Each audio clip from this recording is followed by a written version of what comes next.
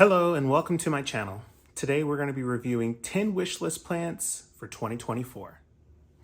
So as I stated, we're going to be talking about 10 plants today. There are more than 10 plants on my wish list. In fact, in my phone, in my notes, I have a full list of all of the plants that I will technically would like on a wish list. But they're more of just a massive list of plants that I want in the future. I like the word wish list, but it comes with actually putting forth the effort to buy some of them, whether that's a financial reason that I can't or I just can't find them. It's nice to have the list to always compare and see what I can actually get year over year. For the purpose of today's video, we're going to focus strictly on 10 plants, and those 10 plants will come from Hoya, a list of Hoyas, a list of Philodendrons and Anthuriums. So let's jump right into what those 10 plants are today. Now I'm focusing on 10 plants only because I don't want to overcrowd my collection. I have roughly about 60 to 70 plants currently.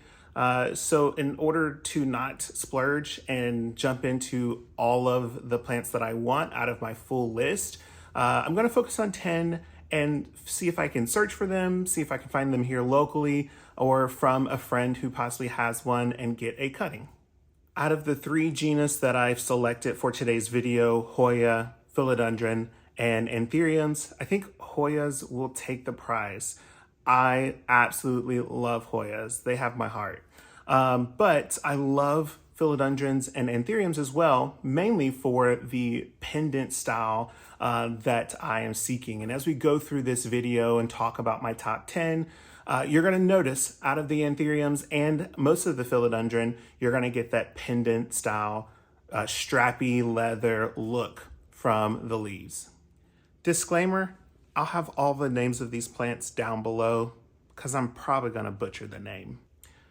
So let's jump right into the first 3, which are all Hoyas, and that will be the Carnosa Freckled Splash, the Polynera, and the Obscura Variegata.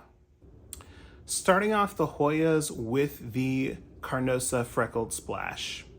Probably say we're looking at a $30 to $50 price range for this item, depending on the size that you're looking for. I am looking for a very high splash when it comes to this plant. I've had some luck with some very high splash in other Hoyas, and then I collect some that say they're splash and it just is very minimal. So I'm looking for a lot of contrast when it comes to the splash within this freckled Carnosa. Like a Ovada, I'm looking for that thick leaf and shape of the Carnosa Freckled Splash. So that is something that I'm looking for, high splash and the thickness and shape of the leaves. Now, Polynera is a Hoya, and the variety of the Hoyas, I like Pokemon, I want them all. I really am looking for the inner and outer variegated of the Polynera and the Brogette. Like I said, I want them all. I want each and every one of them. I've done some research online to see what I can find, and it seems that the inner variegated is the only one I might have trouble finding at the moment. I can find some of the outer variegated and the Brogette, but really looking for all 3. I've got a very small cutting of the regular green, and I adore it, but if I could finish out the collection by having all 4, then that would just be the icing on the cake. I don't like cherries. Obscura Variegata. Now this is a high-priced Hoya from what I can tell, but I'm gonna add it to my wish list. Maybe I'll become a millionaire this year and I'll be able to hunt after it and pick up the plant that I am just seeking. Now, due to the price, it doesn't have to be the variegated Obscura. I could go for any variety of this plant. Now, in contrast or very similar to the Hoya Sunrise, you're going to notice this plant's leaves are very much similar, but just a little bit wider in their shape. I truly think the details in the veining or the abs of the Hoya are more pronounced. Our next three will be philodendrons, and that will be the bicolor, the patriciae, and the green sky. So in our genus of philodendrons, we're going to start off with the bicolor philodendron. This is going to be a beauty in the collection as it's going to add some color with the burgundy reddish leaves on the backside and the dark green fronts, which will just add a little bit of texture within the collection. I would love a pretty good size of this plant, and that's only because it would enhance what I currently have, and I want a couple of larger leaves within my collection.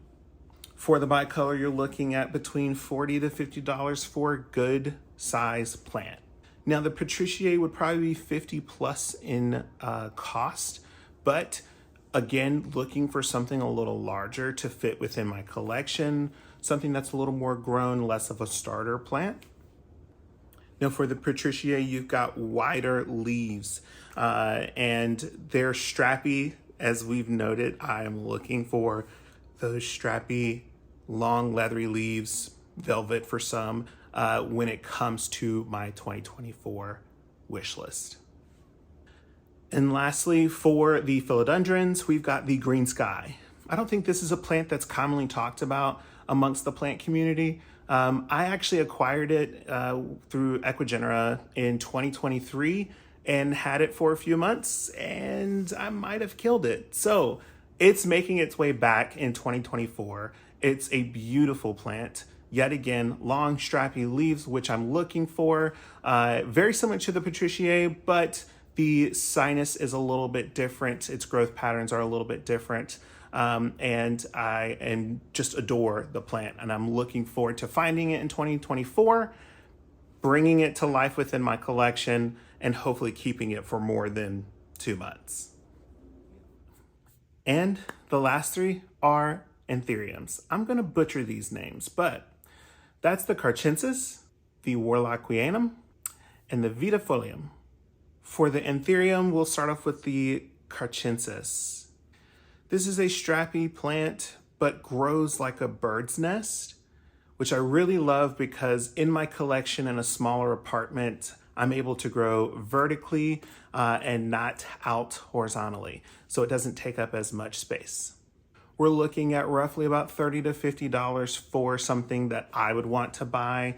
And I'm always looking for plants that are a little more than a starter plant or a nursery plant. So I'm looking for something that has a little bit of growth. That way, if it does kick the can, I have time to possibly bring it back with more of a mature plant. Lastly, this plant is a very leathery, thin leaf, which I love. Additionally, it seems like there's some wider forms and narrow forms of this plant. The Vitafolium, yet again, another $30 to $50 range for a plant, and that would be a starter plant. You're going to see a pattern here with yet another leathery style plant leaf, long and strappy. For this plant, I would love to get it on a moss pole or a wood plank, watch it grow, take off, and just have all of these long strappy leaves to look after. Now, I really like this plant because of its growth pattern. It grows at an angle instead of just draping over the pot. So this gives a little bit of texture to the plant in the sense that it grows up and out and then straps down instead of strapping directly down and looking similar to a Philodendron. I believe I got that right. Now the last one for anthuriums is the Warlockianum. Again, depending on size, you're looking at around $45. I'm wanting something larger because I'm prone to killing it within the first 30 to 90 days. Now this plant's going to be known as the Queen Anthurium, and I love that name, being that I'm from the Queen City. Additionally, it's going to be a statement piece within my collection as it grows larger and larger. And the queen is just the perfect name for the plant. Taking a look back at previous wish lists of mine, there's one plant that I've always added on that I've just never had the opportunity of seeking after. And that plant is now going to be added to this 2024 list. So there will be a number 11, and that is a Philanthus. Specifically, a Mirabilis. Now, this plant to me would be one of the coolest plants of my collection. Additionally, it would add some color to my collection. If you've noticed behind me, there's lots of green, so it would add a little bit of that red, pinkish hue, and as it sun stresses, it gets, and as it develops, it gets those colors as a part of its leaves, which is really cool to see. This plant is also known as a butterfly or a dragon wing plant. And for what I can find out, it would roughly cost between $30 to $50. So there you go. These are the 10 wish list plants that I have for 2024. Again, not my full list, but just the ones that I'm focusing on for my current collection. If you enjoy this type of content, please hit the thumbs up. Until next time, goodbye.